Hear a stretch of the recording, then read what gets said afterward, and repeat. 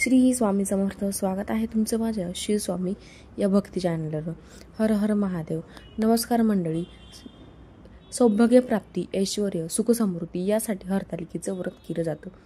जन्मोजन्मी अखंड सौभाग्य प्राप्त व्हावं हीच मागणी या व्रतामध्ये केली जाते. कुटुंबातील प्रत्येकाचा या व्रतावरती विश्वास असून महिला आवर्जून हे व्रत करत असतात. याच प्रकारे या व्रतामध्ये सौभाग्यमय मंगलमय मानणाऱ्या स्त्रिया मनोभावे श्रद्धेने विधिवत उमा महेश्वराचे पूजन करून आपल्या पतीसाठी सुदृढ निरामन शरीर आणि दीर्घायुष्य आणि अखंड सौभाग्यासाठी ही पूजा करतात. यंदा 26 ऑगस्ट 2025 रोजी मंगळवारी हे जे हरतालिकेचे व्रत आहे तर ते सर्वत्र केले जाणार आहे.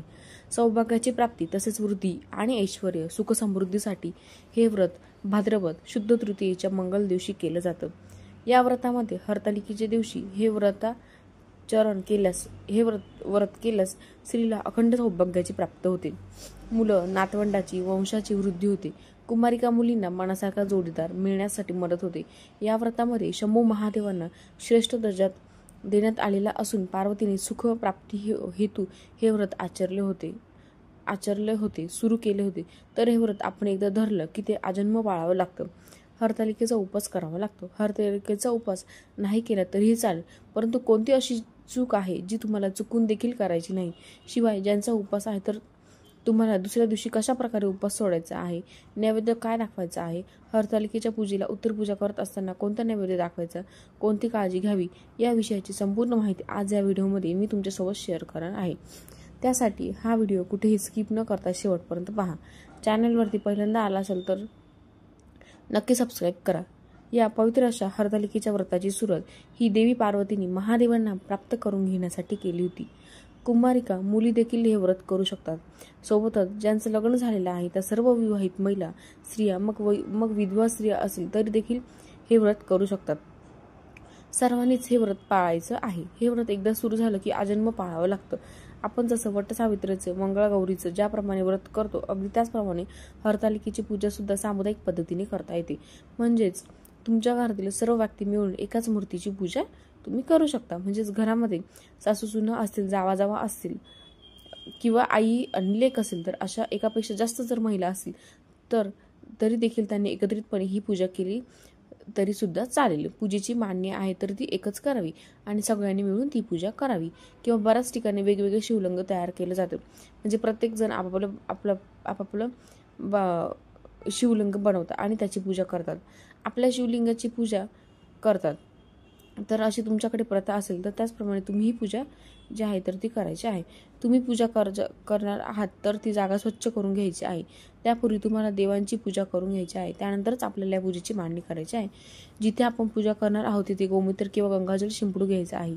पूजेमध्ये खास आपल्याला पत्रे लागतात. तर या सर्व पानांच्या ज्या पत्रे आहेत, बेलपत्र असतील, फुलं असतील, त्यांची सोय तुम्हाला आधीपासूनच करायला सुरुवात करायची आहे. म्हणजे आपल्याला आयत्या वेळेमध्ये धावपळ होणार नाही. तर ज्या पत्री आहे तर त्या पत्रीमध्ये 16 प्रकारच्या पत्री वापरल्या जातात. परंतु प्रत्येकाला 16 प्रकारच्या पत्री जमवणं शक्य नसेल तर त्यात खास ज्या पत्री आहेत, ज्या महत्त्वाच्या पत्री आहेत आणि आपण सहज उपलब्ध करून घेऊ शकतो त्या पत्री तुम्ही गोळा करून आणू शकता. जसं की या व्रतामध्ये तुम्ही दुर्वा, बेलपत्र, त्यानंतर आघाडा, आंबा या ज्या झाडांची पत्रे आहेत तर त्या तुम्ही सहज उपलब्ध करू शकतात. तसेच तुम्ही सहज देखील आणू शकतात. उरलेल्या ज्या 16 पत्रे आहेत, जी संख्या आहे त्या संख्येमध्ये तुम्ही इतर झाडांच्या किंवा फुलं झाडांच्या, फळ झाडांच्या पत्रीचं आहे तर ते घेऊ शकता. जर तुम्हाला काहीच मिळत नसेल तर तुम्हाला 4 पत्री मिळाल आणि उरलेल्या पत्री तुम्हाला दमवायची असेल तर एकाच झाडाच्या म्हणजे आंब्याचीच उरलेली पाने देखील 16 तुम्ही घेऊ शकता. म्हणजे जेवढी पाने उरतील तेवढी तुम्हाला घ्यायची आहे.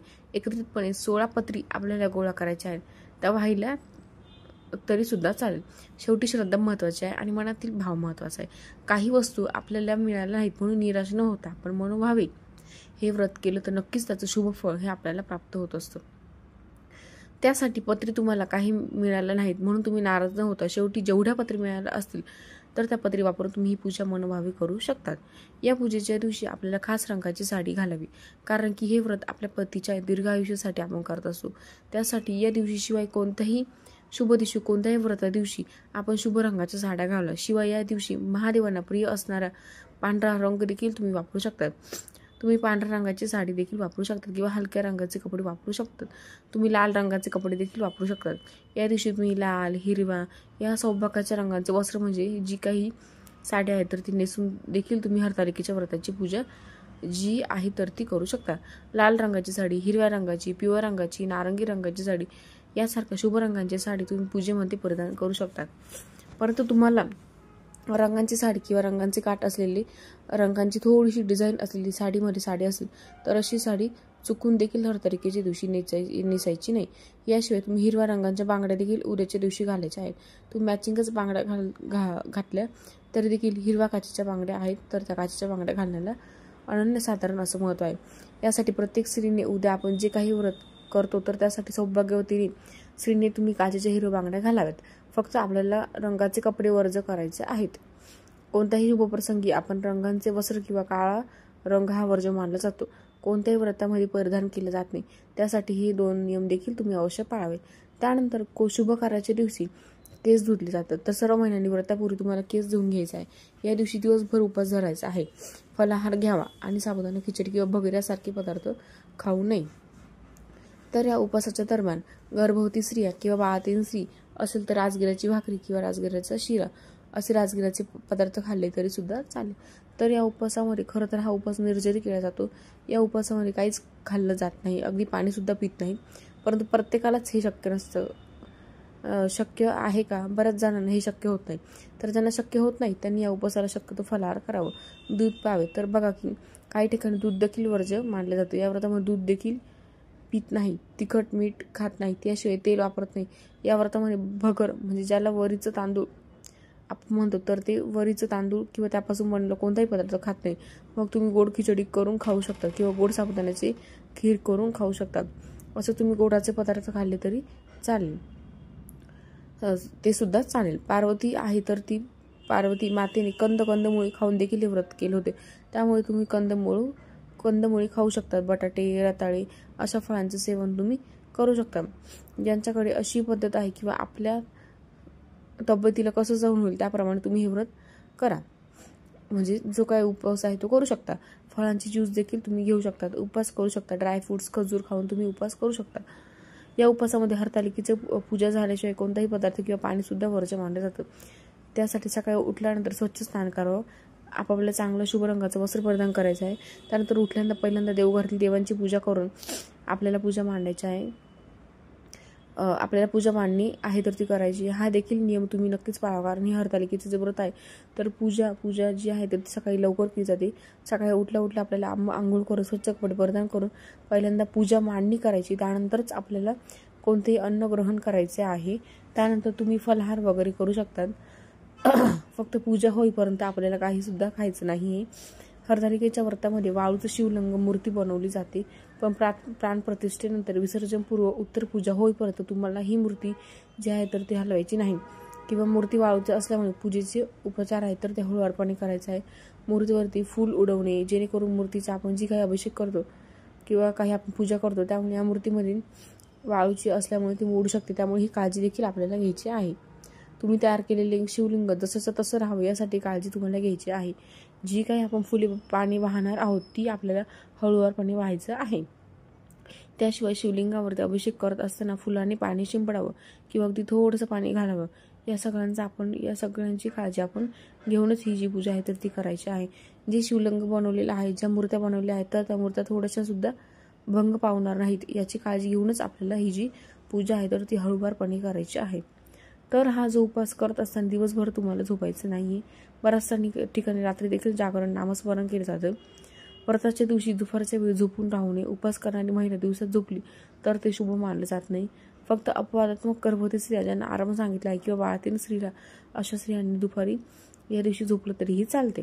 परंतु इतर स्त्रियांनी या दिवशी चुकून देखील दुपारी झोपू नये. उपवास करताना लहान मोठे सर्वांचा आदर करा. या दिवशी कोणालाही अपशब्द बोलू नका, ज्यामुळे त्यांचं मन दुखू शकते. व्रताच्या दिवशी आपण ही काळजी बाळगावी, म्हणजे कमी बोलावे. शक्यतो या दिवशी मन पाळलं जातं. शक्य नसेल तर या दिवशी आपण कमी बोलावं, मन शांत ठेवावे, कोणाशी वादविवाद घालू नये. सगळ्यात महत्त्वाचं म्हणजे महिलांनी पतीशी भांडण करू नये, अपशब्द वापरू नये. त्यांच्यासाठी आपण हे व्रत करणार आहोत. त्याच व्यक्तीबरोबर भांडण करून देखील आपल्याला व्रताची फलश्रुती जी आहे तर ती मिळणार नाही.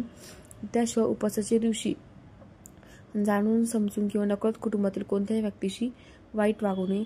त्यानुसार जर कोणी हरतालिकेचे व्रत पाळण्यास सुरुवात केली असेल तर त्यांनीच हे व्रत मध्येच सोडून देऊ नये. हे देखील शुभ मानलं जात नाही.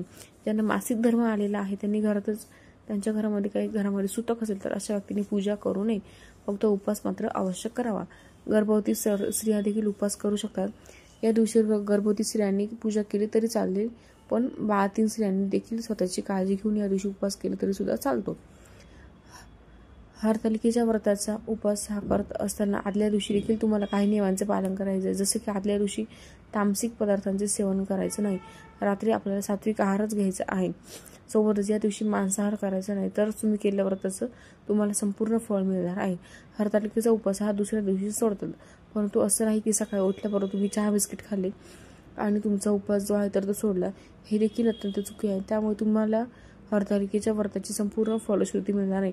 हरतालिकेचा हा उपवास आपल्याला दुसऱ्या दिवशी सोडायचा आहे. तर उपवास सोडण्यापूर्वी आपल्याला या पूजेची उत्तर पूजा करायची आहे. दुसऱ्या दिवशी गणेश चतुर्थी आहे, तर लाडक्या गणरायाचं आगमन देखील होतं. त्यामुळे उपवास जो आहे तर तो तुम्हाला सकाळी उठल्याबरोबर सोडायचा नाही. काही जण चहा बिस्किट खातात, आपला उपवास सोडतात, तर अशी चुकून देखील करू नका. उठल्याबरोबर तुम्हाला आंघोळ वगैरे करायची आहे, चांगले स्वच्छ परिधान वस्त्रे परिधान करायचे आहे. जिथे हरतालिकेची पूजा मांडली आहे तिथे यायचं आहे. त्या पूजेवरती हळद कुंकू अक्षता अर्पण करायचं आहे. दहीभाताचं किंवा कानोल्यांचं नैवेद्य बऱ्याच ठिकाणी दाखवला जातो. तो नैवेद्य अर्पण करूनच या पूजेला तुम्हाला उत्तर पूजा करायची आहे. हरतालिकेची मांडलेली पूजा ही जी त्यावरती अक्षता बाहेरच्या बाजूने आपल्याला टाकायची आहे. आगमन पुनरागमन असं सांगायचं आहे. अगोदर आपल्याला निरंजन देखील लावून घ्यायचं आहे, तर ते विझून द्यायचं नाही. जर तुमचं निरंजन विझलं असेल तर मावत असेल तर तुम्ही दिवा पुन्हा एकदा लावून घ्यायचा आहे. त्यामध्ये तेल किंवा तूप घालायचं आहे, प्रज्वलित करायचं आहे, अगरबत्ती लावून घ्यायची आहे. अशा प्रकारे आपल्याला सगळं काही करायचं आहे. तर तुम्हाला हा व्हिडिओ आवडला असेल तर नक्कीच आपल्या मित्रांना शेअर करायला विसरू नका. श्री स्वामी समर्थ.